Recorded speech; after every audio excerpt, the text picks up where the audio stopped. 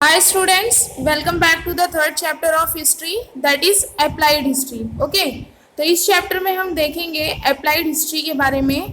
तो सबसे पहले ये देखते हैं कि अप्लाई का मीनिंग क्या होता है। मतलब किसी चीज़ को यूज़ करना, अप्लाई करना अपने लाइफ में, उसको कहा जाएगा अप्लाई। ओके, तो हिस्ट्री को कैसे हम अपने लाइफ में यूज़ करेंगे, तो इस चैप्टर में हम उसके बारे में पढ़ेंगे।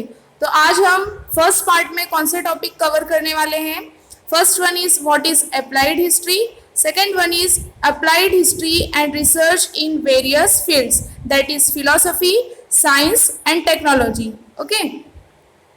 What is applied history? Applied history is also known as public history. Applied history को और भी क्या कहा जाता है? Public history.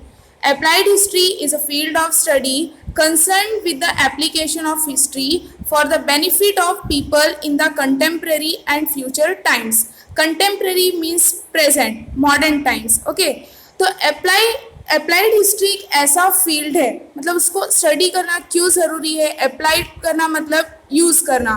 अभी जैसे हमारे पास्ट में जो है, जो भी इवेंट्स हुए थे, तो उसके बारे में हिस्ट्री पता लगाना, और अगर इवेंट्स हुए थे, जो भी प्रॉब्लम हुए थे, तो उसका सॉल्यूशन भी होगा। तो अगर बाय चांस वैसा सेम इवेंट या प्रॉब्लम हमारे प्रेजेंट में या फ्यूचर में अगर होगा, तो हमें पास्ट के बारे में जानना जो है ज़रूरी है। अगर हम पास्ट के बारे में जानेंगे, पास्ट के बारे में हमारे पास इंफॉर्मेशन होगा, तो जाके हम अपना जो फ्यूचर है या फिर प्रेजेंट को सुधार सकते हैं। तो पास्ट में जो भी इवेंट्स हुए हैं, तो उसको और आज के मॉडर्न टाइम्स को हमको क्या करना है, इसको रिलेट करना है, ठीक है, कनेक्ट करना है। तो अप्लाइड हिस्ट्री इस तरह से यूज़ की जाएगी। मतलब पास्ट का जो है हिस्ट्री का हमें एप्लीकेशन पढ़ना होगा, जो भी इवेंट्स हुए हैं, तो वो उसके वजह से क्या होगा कि पीपल को बेनिफिट होगा। बाय चांस अगर वैसा ही प्रॉब्लम कुछ भी मतलब अराइज हुआ फ्यूचर में या फिर हमारे प्रेजेंट में, तो सॉल्यूशन तो पहले से ही पता होगा, तो हम लोग अच्छे से प्लानिंग कर सकते हैं, ठीक है। Knowledge of history is useful as it can provide guidance in finding solution to contemporary social issues and incorporate them in the social planning. तो अगर पास्ट के बारे में हमें पता ही नहीं होगा, अगर हिस्ट्री के बारे में हमें पता ही नहीं होगा, हिस्ट्री के बारे में हमें नॉलेज ही नहीं होगा, तो अगर बाय चांस सेम अगर इवेंट्स या फिर कुछ सोशल इश्यूज हमारे फ्यूचर में आते हैं, या फिर हम आज के मॉडर्न टाइम्स में एट ए प्रेजेंट टाइम से अगर वैसा ही सोशल इश्यूज आ गया, तो हम उसको सॉल्व ही नहीं कर पाएंगे। क्योंकि सॉल्यूशन भी, अगर प्रॉब्लम पास्ट में हुआ है, तो उसका सॉल्यूशन भी कुछ ना कुछ निकला ही होगा।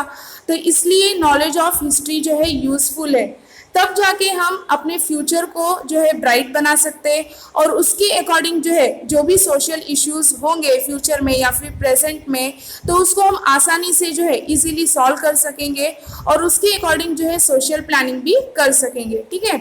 Knowledge of history is essential for this purpose. लेकिन अगर ऐसा मतलब हम कर रहे हैं कि अगर हमें अपना फ्यूचर ब्राइट रखना है, कोई भी इश्यूज आ रहे हैं तो उसको इजीली सॉल्व कर देना है, ठीक है, तो उसके लिए क्या ज़रूरी है, नॉलेज ऑफ हिस्ट्री, हिस्ट्री पता होना चाहिए, ठीक है।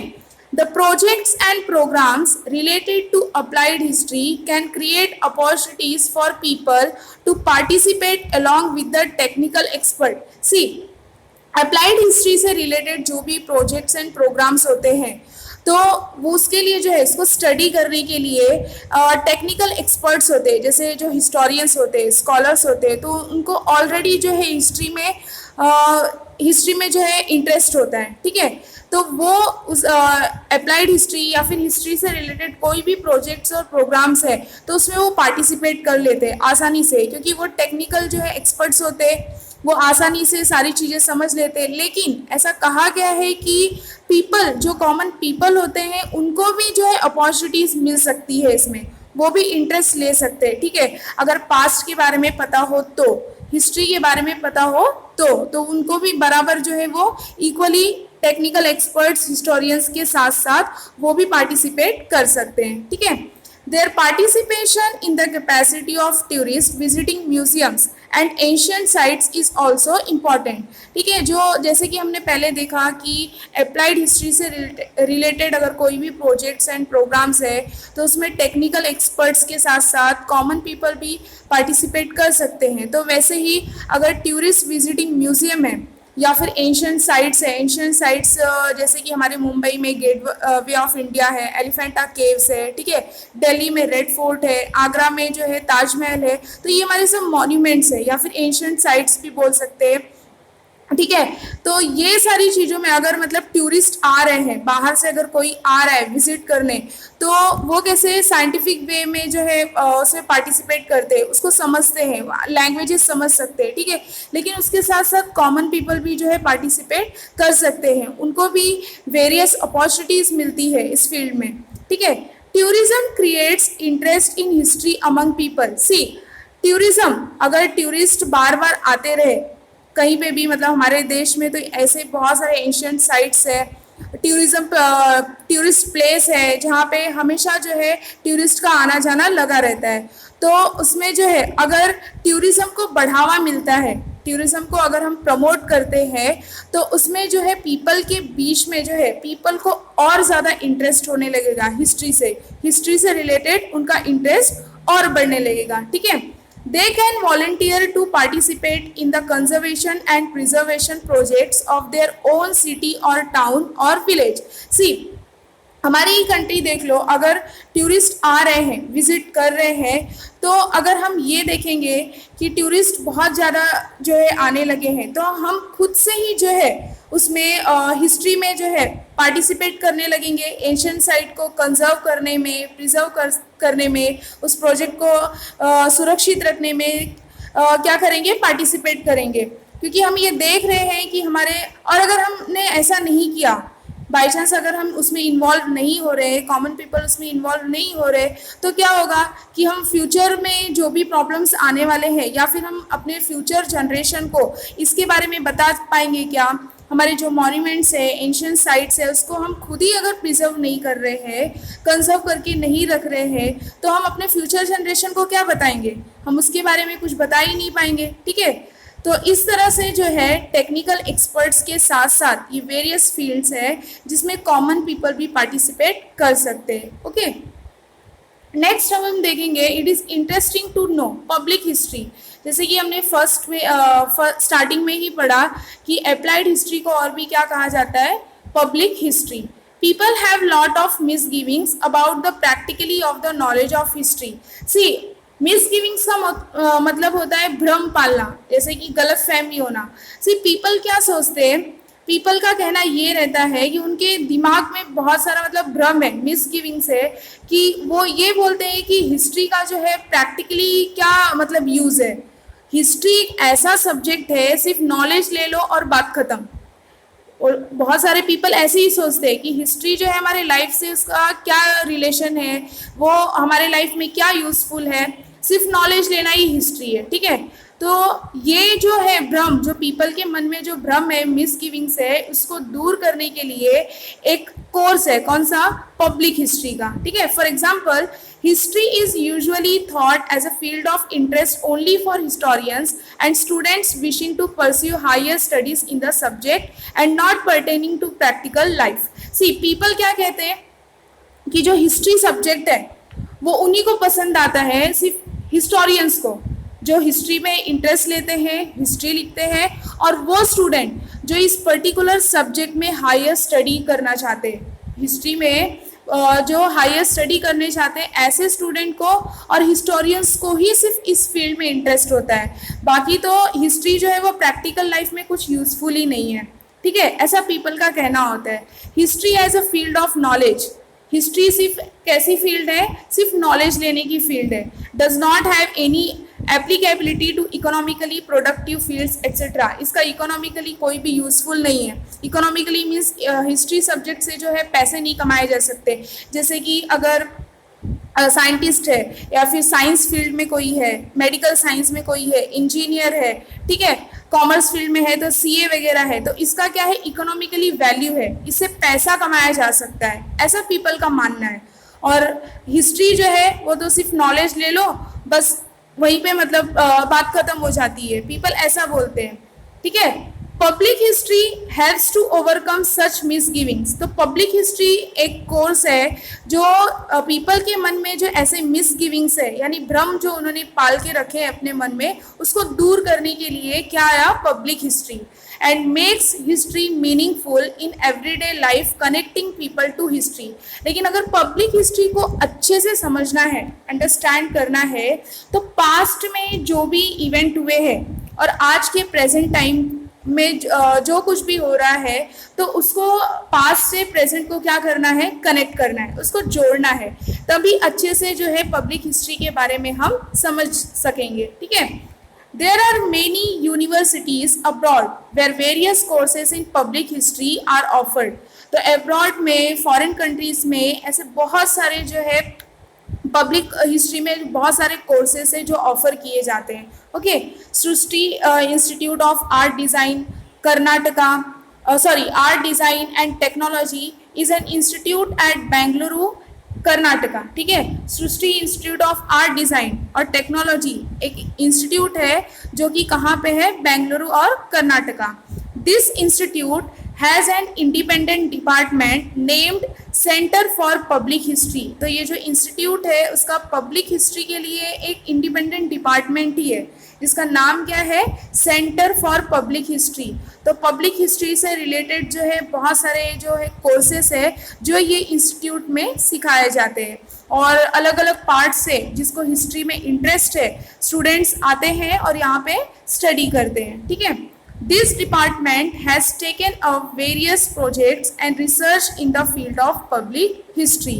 तो ये जो डिपार्टमेंट है, ये डिपार्टमेंट क्या प्रोवाइड करता है, वेरियस प्रोजेक्ट्स एंड रिसर्च, किस फील्ड में, पब्लिक हिस्ट्री के फील्ड में, ठीक है। तो अभी तक हमने ये देखा अप्लाइड हिस्ट्री और public history. Applied history is also known as public history.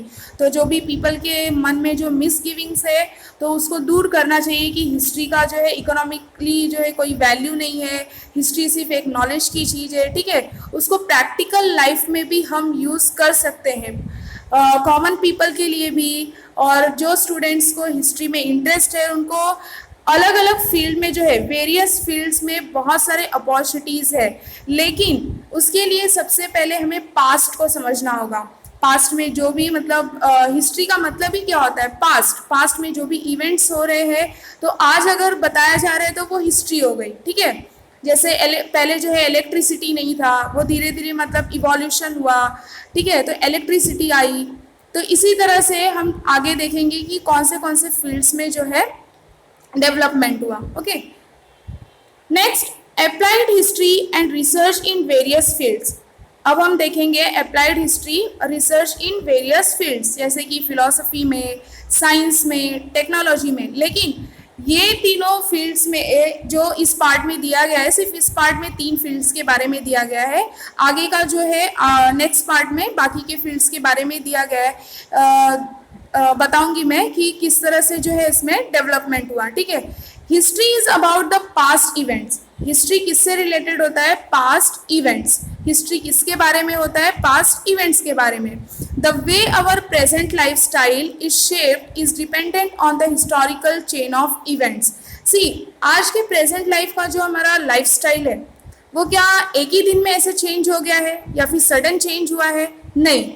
वो किस पे डिपेंड हो रहा है, जो हमारे हिस्टोरिकल चेन ऑफ इवेंट, जो स्टार्टिंग से जो है एंशिएंट टाइम से लेके आज तक जितने भी हिस्टोरिकल इवेंट्स हुए हैं क्रोनोलॉजिकल ऑर्डर में, यानी एक इवेंट्स के बाद एक इवेंट्स दूसरे इवेंट्स के बाद तीसरा इवेंट्स, ठीक है। तो इसको क्या कहा जाएगा, हिस्टोरिकल चेन ऑफ इवेंट्स। तो हिस्टोरिकल चेन ऑफ इवेंट जो भी हुए हैं तो आज का प्रेजेंट लाइफस्टाइल हमारा उसी पे डिपेंड होता है, ठीक है। अचानक से तो कुछ चेंजेस हुए नहीं है, बदलाव आए नहीं है, okay. Historical events relate to various fields like politics. अब हम ये देखेंगे कि हिस्टोरिकल इवेंट्स जो है अलग अलग फील्ड से रिलेटेड है। जैसे पॉलिटिक्स, आज पॉलिटिक्स जो है राजनीति पूरी बदल गई है। अब उस आज का मतलब पॉलिटिक्स में कैसे डेवलपमेंट हुआ, कैसे पॉलिटिक्स इवॉल्व हुआ, उसमें इवोल्यूशन आए, तो अगर आज का हमें जानना है तो हमें सबसे पहले पॉलिटिक्स की हिस्ट्री पढ़नी पड़ेगी, स्टडी करना पड़ेगा।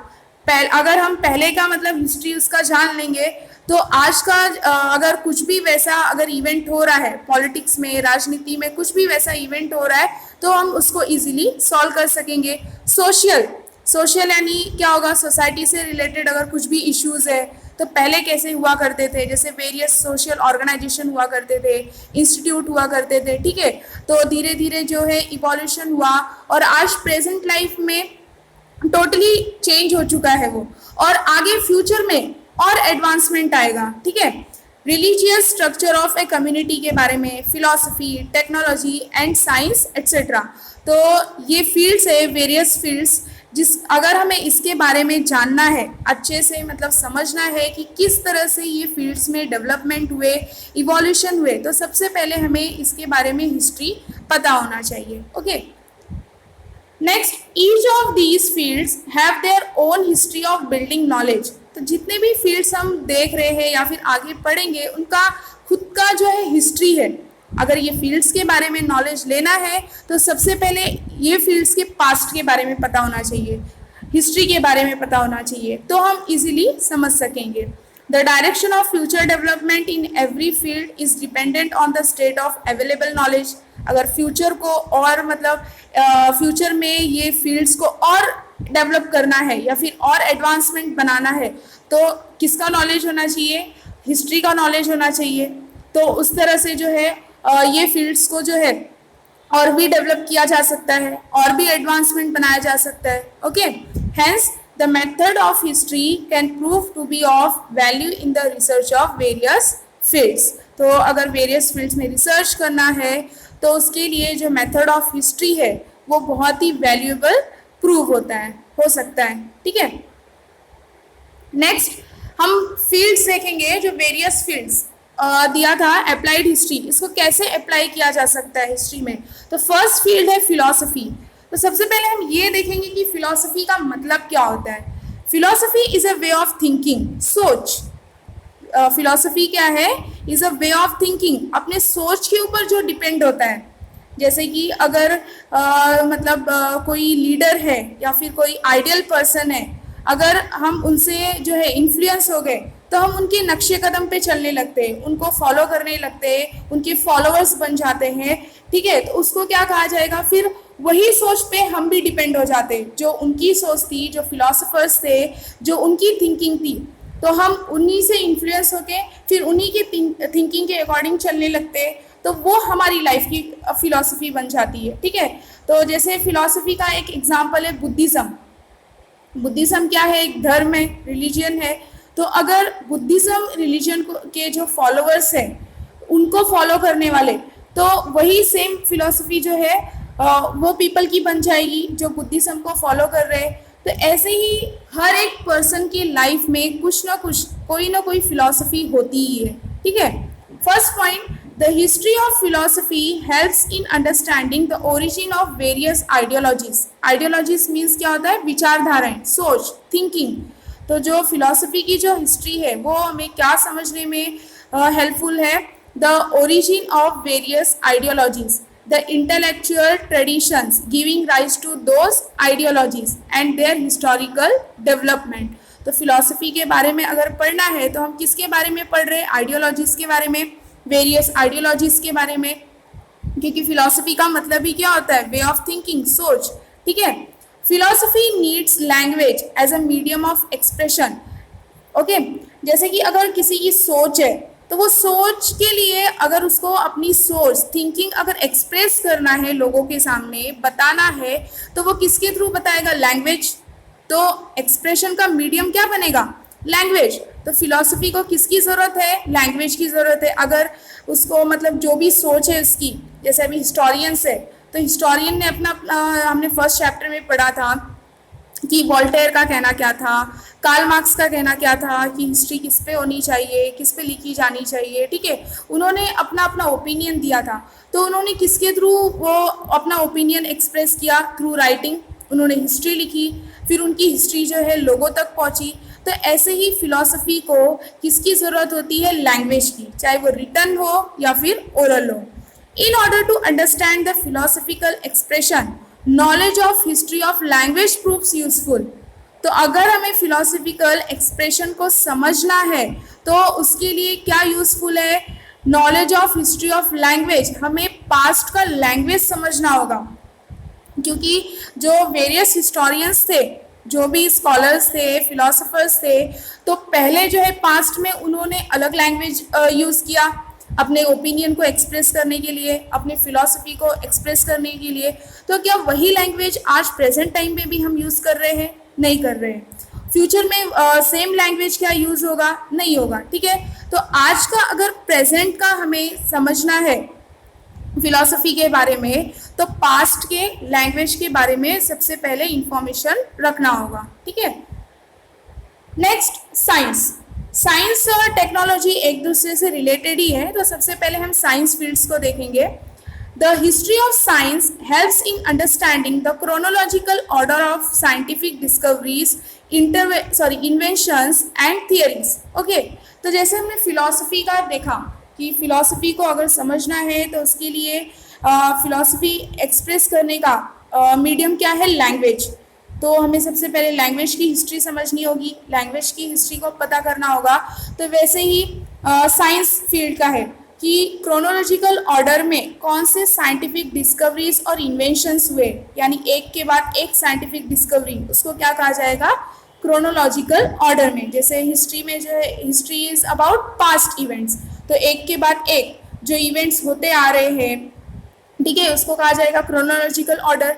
तो वैसे ही जो भी एंशियंट टाइम से लेके आज मॉडर्न टाइम्स तक जो भी साइंटिफिक डिस्कवरीज और इन्वेंशन हो रहा है, तो वो कैसे?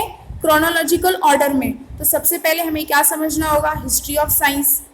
तो साइंस फील्ड्स में स्टार्टिंग से लेके जो भी डिस्कवरीज है, इन्वेंशन हो रहे हैं, उसकी हिस्ट्री मालूम करनी पड़ेगी। तब हम ये समझ पाएंगे कि आज जो है हमारे कंट्री ने जो है साइंटिफिक लेवल या फिर साइंटिफिक डिस्कवरी में कितना डेवलप किया है। ठीक है, it can also help to understand the cause effect chain that led to those discoveries and invention. See, ये भी समझना ज़रूरी है। जब हम ये देख रहे हैं साइंटिफिक डिस्कवरी और इन्वेंशन का क्रोनोलॉजिकल ऑर्डर देख रहे हैं, ये समझ रहे हैं, तो साथ ही कॉज इफेक्ट चेन भी हमें समझना ज़रूरी है। Cause effect, cause means reason. तो जो भी साइंटिफिक डिस्कवरी हुए या होते आ रहे हैं, उसका रीज़न क्या है? रीज़न क्या रहेगा? क्यूरियोसिटी। पीपल को या फिर साइंटिस्ट को कुछ ना कुछ रिसर्च करने में जो है क्यूरियोसिटी है, वो एक्साइटेड रहते हैं कुछ ना कुछ खोज करने की। ठीक है, जैसे अगर हमें मून के बारे में जानना है या फिर अर्थ के बारे में जानना है, तो फिर क्या है? टेलीस्कोप टेक्नोलॉजी, ये इन्वेंट हुआ। ठीक है, तो जैसे जैसे पीपल की नीड बढ़ती गई, उनकी ज़रूरत बढ़ती गई, वैसे वैसे साइंटिफिक डिस्कवरी और इन्वेंशंस हुए, टेक्नोलॉजी हुए। और टेक्नोलॉजी डेवलप कैसे हुआ? टेक्नोलॉजी की खोज किसके वजह से हुई? साइंटिफिक डिस्कवरीज के वजह से, क्योंकि साइंटिफिक डिस्कवरीज हुई, रिसर्च हुए, इस पर ज़रूरत पीपल की जैसे जैसे बढ़ती गई, तो वैसे ही जो है टेक्नोलॉजी भी डेवलप हुआ। ठीक है, it is said that need is the mother of invention. इसलिए ऐसा कहा गया है कि नीड जो है, पीपल की जो ज़रूरत है, वही क्या है? Mother of invention. तो जैसे जैसे नीड बढ़ते गए, वैसे वैसे इन्वेंशन भी होते गया, साइंटिफिक डिस्कवरी भी होते गई। Okay, next, scientific discoveries or inventions are often the effects of human efforts to fulfill a need and also curiosity. See, scientific discoveries और invention क्यों हुआ? ये तो ह्यूमन एफर्ट्स ही है, ह्यूमन ही करते हैं, लेकिन किसको फुलफिल करने के लिए? ह्यूमन के नीड और क्यूरियोसिटी को। उनकी ज़रूरत बढ़ते गई और उनकी क्यूरियोसिटी भी बढ़ती गई, वो और एक्साइटेड होते गए एक डिस्कवरी की, तो उनका एक्साइटमेंट जो है और बढ़ते गया कि आगे और रिसर्च करते हैं और डिस्कवरी करते हैं, हो सकता है कि और ज़्यादा हम जो है टेक्नोलॉजी को और डेवलप कर सके। Okay, these efforts are based on already available scientific knowledge. लेकिन ये आज के जैसे अभी प्रेजेंट टाइम में भी साइंटिफिक डिस्कवरीज हो रही है, तो इसको और ज़्यादा डेवलप और अच्छे से रिसर्च किस पे किया जा सकता है, किस बेस्ड पे? जब हमें जो है साइंटिफिक नॉलेज, साइंटिफिक डिस्कवरीज की हिस्ट्री के बारे में पता होगा, तब तो हम उसको इजीली जो है और भी अच्छे से डेवलप कर पाएंगे। ठीक है, जैसे कि अभी एक एग्जांपल है, जो हम टेक्नोलॉजी यूज़ कर रहे हैं आज मॉडर्न टाइम्स में, कंप्यूटर हुआ या फिर मोबाइल फ़ोन हुआ, स्मार्टफोन हुआ, तो क्या यही सेम टेक्नोलॉजी पहले भी अवेलेबल थी? नहीं। स्टार्टिंग में क्या आया था? Landline phone. ठीक है, सैटेलाइट के थ्रू, मतलब ऐसा फ़ोन नहीं था। लैंडलाइन मीन्स ज़मीन के अंदर से ऐसा वायर जैसा जाता था, फिर उसके थ्रू जो है कॉल्स होते थे। लेकिन धीरे धीरे टेक्नोलॉजी डेवलप हुई, सैटेलाइट आया, तो उसके थ्रू क्या बना? Mobile phone. मोबाइल फ़ोन भी स्टार्टिंग में कैसा था? कीपैड वाला। ठीक है, अब तो स्मार्टफोन हो गया, टच फोन। ठीक है, तो ये किसका मतलब एफर्ट्स है? ह्यूमन का। लेकिन ये एफर्ट्स जो है ह्यूमन का, वो किस पे बेस्ड है? Scientific knowledge. अगर हमें ये सारी हिस्ट्री नहीं पता होती कि कैसे जो है लैंडलाइन फ़ोन आया, उसके बाद में कीपैड फ़ोन आया, तो हम क्या टेक्नोलॉजी को अच्छे से डेवलप कर पाते, और आगे जाके फ्यूचर में जो है एडवांसमेंट और बढ़ जाएगा। ठीक है, नई टेक्नोलॉजी आएगी, तो ये किसकी वजह से आएगी? साइंटिफिक डिस्कवरी की वजह से। लेकिन इसके लिए क्या पता होना चाहिए? क्या होना चाहिए? Knowledge of history. Knowledge of history of science helps in understanding the factors that facilitated a scientific discovery or invention and also its chronology। ठीक है, अगर साइंटिफिक डिस्कवरी और अच्छे से करना है, उस पर रिसर्च और अच्छे से करना है, टेक्नोलॉजी को और एडवांसमेंट बनाना है, तो उसके लिए नॉलेज ऑफ हिस्ट्री ज़रूरी है। जो भी क्रोनोलॉजिकल ऑर्डर में जो भी साइंटिफिक डिस्कवरीज हुए हैं, इन्वेंशन हुआ है, उसके बारे में जानना ज़रूरी है। ठीक है, नेक्स्ट है टेक्नोलॉजी। मैंने आप सभी को पहले ही बताया कि जो साइंटिफिक डिस्कवरी है और टेक्नोलॉजी है, वो एक दूसरे पे बेस्ड होते हैं, एक दूसरे से रिलेटेड होते हैं। ठीक है, the history of technology helps in understanding the changes and their causes in the field of agricultural production, commodity production, architecture, engineering etcetera. See, अगर टेक्नोलॉजी की हिस्ट्री, टेक्नोलॉजी में जो भी चेंजेस आए हैं, बदलाव आए हैं, जो टेक्नोलॉजी एडवांसमेंट बनी है, डेवलप हुआ है, तो उसके कॉजेस कौन से फील्ड में? एग्रीकल्चर प्रोडक्शन, उसका रीज़न क्या है वो जानना ज़रूरी है।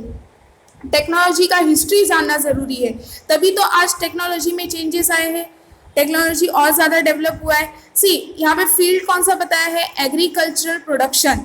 तो सबसे पहले हम देखेंगे एग्रीकल्चर प्रोडक्शन में कैसे चेंजेस आए, उसका रीज़न क्या है। जैसे एग्रीकल्चर किससे रिलेटेड होता है? एग्रीकल्चर, खेती कौन करता है? फार्मर। तो पहले जो है ज़्यादातर जो है हल जोतने के लिए, प्लफिंग के लिए क्या यूज़ किया जाता था? बैल, ऑक्स को यूज़ किया जाता था। ठीक है, खेत को जोतने के लिए। फिर बाद में धीरे धीरे प्रोडक्शन में, जो प्रोसेस में है, चेंजेस आए, क्या यूज़ होने लगे? ट्रैक्टर्स। अगर फार्मर्स को ज़्यादा से ज़्यादा प्रोडक्शन चाहिए था, तो उन्होंने टेक्नोलॉजी, साइंटिफिक डिस्कवरी करके जो है टेक्नोलॉजी डेवलप किए, ट्रैक्टर्स आया, फिर मशीन्स भी यूज़ होने लगे, एग्रीकल्चर प्रोडक्शन के लिए मशीन भी यूज़ होने लगे। Next, commodity production. Commodity means क्या होता है? गुड्स। फार्मर्स अगर खेती कर रहा है, कुछ प्रोड्यूस कर रहा है, तो वो क्या फसल, गुड्स को ही प्रोड्यूस करेगा। तो अगर उसको और ज़्यादा मीन्स पैसे कमाना है, कमोडिटी को और ज़्यादा बढ़ाना है, प्रोडक्शन और ज़्यादा लेवल पे करना है, तो वो लेबर की जगह, मीन्स जो ह्यूमन रिसोर्सेस है, उनकी जगह जो है किसको यूज़ करेगा? मशीन्स को। ठीक है, तो उसका प्रोडक्शन लेवल क्या होगा? और ज़्यादा हाई होगा। ओके, तो इस तरह से जो है चेंजेस आते हैं। ठीक है, नीड्स जैसे जैसे बढ़ते जाते हैं, अभी हमने यहाँ पे देखा एग्जाम्पल, मैंने आप सभी को बताया कि एग्रीकल्चरल प्रोडक्शन में पहले ऑक्स को यूज़ किया जाता था खेत को जोतने के लिए, उसके बाद प्लफिंग करने के लिए, उसके बाद में जैसे ही फार्मर्स की नीड्स बढ़ी, उसने ट्रैक्टर लाया। ठीक है, अभी उसको किसकी नीड्स है? कमोडिटी। उसको कमोडिटी जो है, गुड्स और ज़्यादा लेवल में प्रोड्यूस करना है, और ज़्यादा प्रोड्यूस करना है ताकि वो प्रॉफिट कमा सके। तो ह्यूमन रिसोर्सेज को के बदले जो है ह्यूमन रिसोर्सेज उसने यूज़ करना कम कर दिया और मशीन को ज़्यादा यूज़ करने लगा। ओके, तो इस तरह से चेंजेस आते हैं, जैसे नीड्स बढ़ते हैं और उसी तरह से डेवलपमेंट होता है। Architecture, engineering etcetera. Scientific discoveries or inventions and technological advancement are mutually dependent on each other. तो scientific discoveries और invention and technological advancement दोनों भी जो है एक दूसरे पे क्या है, निर्भर करते हैं, डिपेंड है। जैसे नीड्स बढ़ेगी, साइंटिफिक डिस्कवरीज होगी और टेक्नोलॉजी और भी क्या बनता जाएगा, एडवांस बनता जाएगा। Okay, knowledge of science and technology was very important at every step from the mankind of stone tools to agricultural production in the evolution of mankind. See knowledge of science and technology, जो हम starting से अभी पढ़ते आ रहे हैं कि science and technology का जो है पास्ट में जो भी क्रोनोलॉजिकल ऑर्डर जो डिस्कवरीज हुई है या फिर टेक्नोलॉजी में डेवलपमेंट हुआ है वो बहुत ही जो है इम्पॉर्टेंट था हर एक स्टेप पे। मैनकाइंड के मतलब मानव जीवन में, मैन के लाइफ में ये बहुत ही इम्पॉर्टेंट था। सी पहले मैन ने जो है क्या बनाया, स्टोन टूल्स, ठीक है। धीरे धीरे वो जो लाइफ थी वो इवॉल्व हुई और धीरे धीरे जो है इंसानों ने क्या सीखा, एग्रीकल्चर, खेती करना सीखा। तो ये हम एग्जाम्पल देख सकते हैं कि कैसे जो है चेंजेस आए उस लाइफ से लेके जो है स्टोन टूल्स, पहले पत्थरों के टूल्स बनाए, उनकी नीड उतनी ही तक थी, ठीक है। पहले ज़्यादातर जो इंसान थे वो क्या करते थे, वो जंगलों में रहते थे और सिर्फ हंटिंग, उनका काम क्या था, एनिमल्स को जो है मारना और खा जाना, ठीक है। लेकिन जैसे जैसे उनकी नीड्स बढ़ते गई तो पहले गुफाओं में रहते थे, यहाँ से वहाँ भटकते थे, फिर उनको ऐसा मतलब फील हुआ कि नहीं ग्रुप बना के रहना चाहिए, तो उन्होंने घास फूस का घर बनाना स्टार्ट किया। फिर धीरे धीरे उन्होंने क्या किया, एग्रीकल्चर, खेती करना सीखा। जैसे जैसे उनकी नीड्स बढ़ती गई उन्होंने साइंटिफिक डिस्कवरी किए और जो टूल्स बनाए थे, इक्विपमेंट्स बनाए थे पत्थरों के, और भी ज़्यादा जो है उन्होंने टेक्नोलॉजी को क्या किया, डेवलप किया। तो ऐसे ही हम देख सकते हैं कि मैनकाइंड के लाइफ, जो मानव जीवन का जो मानव जीवन है वो कैसे इवॉल्व हुआ। Okay, later the advancement of science promoted the mechanisation of production. और धीरे धीरे जो साइंस जो एडवांस बना उससे साइंस ने किसको बढ़ावा दिया, मैकेनाइजेशन को, यानी मशीन जो है प्रोडक्शन में ज़्यादा यूज होने लगे, ठीक है, प्रोडक्शन लेवल को बढ़ाने के लिए। It is necessary to know the history of technology in order to understand the development of mechanization and the mutual dependence between science and technology। तो अगर हमें ये समझना है कि मैकेनाइजेशन में डेवलपमेंट कैसे हुए, कैसे इवॉल्व हुआ मशीन, ठीक है, नई नई टेक्नोलॉजीज आए, अगर ये समझना है या फिर ये देखना है कि साइंस एंड टेक्नोलॉजी एक दूसरे के ऊपर म्यूचुअल डिपेंड कैसे है, तो हमें किसके बारे में पढ़ना है, टेक्नोलॉजी के हिस्ट्री के बारे में। ये पढ़ना ज़रूरी है, इसके बारे में स्टडी करना नेसेसरी है।